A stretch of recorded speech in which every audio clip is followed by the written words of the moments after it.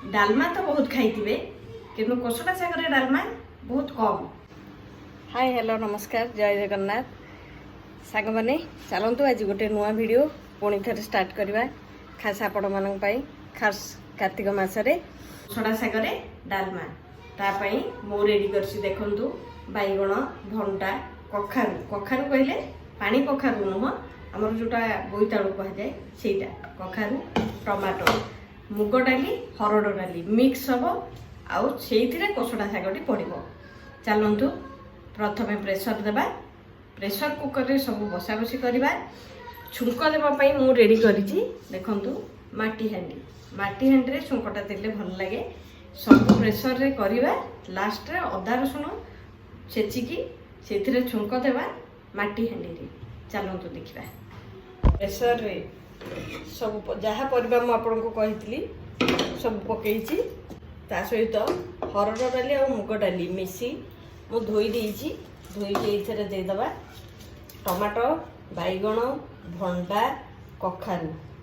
आउ आपण चाहिए माटी आलू सारू मध्य दे पारे ये मु पकईदेवी लुण हलदी कोसड़ा शाग को मुझे पूरा चुन चुन कर काटी हिं देदेबा पानी देवा करदेली प्रथम हाई फ्लेम रे देवा तापर गोटे विसिल रे मीडियम फ्लेम करवा नहले बैगण आमर कांक सीझा हो।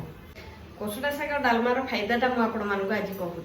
आम समस्ते जानते पिला सामने जो शागर गोटे स्पेशल आइटम रखी दि जाए भाजिकी हो जाई देकी हो आम शाग खाइबुनी शाग किए खाइब शाग गोटे खाइबा जिनस यहाँ गोटे बहुत बढ़िया उपाय डालमारे शाग करदेले से जानी भी पारे शाग को शाग भी खाइले डालमा को डालमा भी खाइले। इसे आम देवा सोरिष तेल पकईदेवा सोरिष जीरा सौंफ भृसुंगा पत्र पकईदेवा आदा रसुण डालमा आम प्रस्तुत करते प्रेसर रे पूरा रेडी हो देदेवा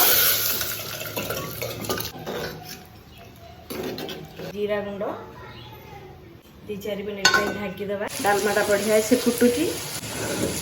देखु शाग परिवा सब मिक्स होगी रही आटीर बास्नाटा माटी हांडीर बास्नाटा बढ़िया आसूची देखिले आपण मैंने डालमाटा केते सुंदर भी दिशुची आउ भावुची से टेस्ट लगे आपण मैंने घरे निश्चय बनातु खातु खुआतु पिला भी खुआतु